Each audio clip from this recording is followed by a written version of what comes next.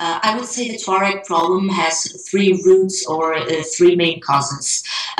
One that is historical and political, another one that is economic and it's connected to the control over scarce resources, and this a third one that is circumstantial, and it is the specific event that prompted the last Tuareg rebellion.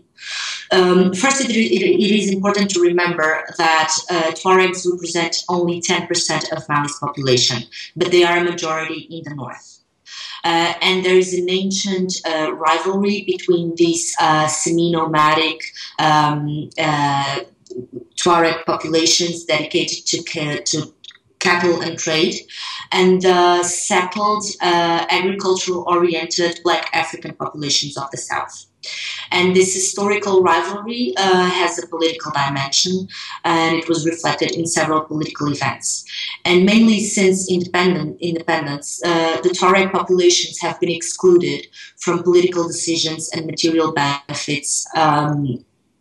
Have been excluded, and this exclusion was aggravated by a further growing isolation in the northern regions, where they would face severe droughts and harsh conditions. So among the Tuareg people, it would grow a feeling of distrust towards this new African leadership in Bamako. And they would ignite a series of rebellions against this established power. And the power in Bamako, in turn, would not fulfill its duties and obligations towards these populations and would not build basic infrastructures or provide basic services.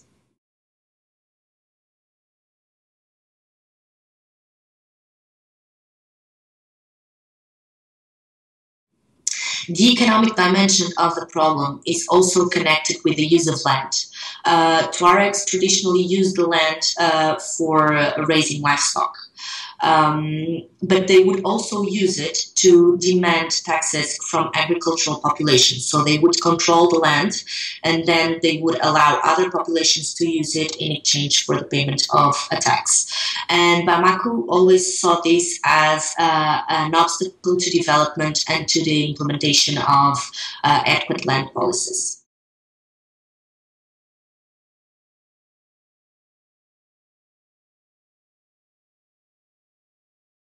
The circumstantial root or cause, it is the fall of Gaddafi in Libya. Gaddafi had several Tuareg soldiers in his army because Tuaregs are known for their excellent fighting skills. And these heavily armed and well-trained men would leave Libya after Gaddafi's defeat and go into Mali, where they would fuel the national movement for the liberation of the Azawad. The solution for this problem has to be, just like the problem, a multidimensional one.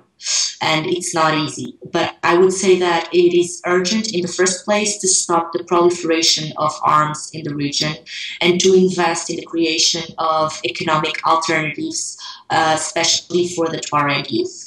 It is also important in the medium and long term to think about a political solution that would, without risking Mali's territorial integrity, grant more autonomy, more decision power, and more recognition to the Tuareg people.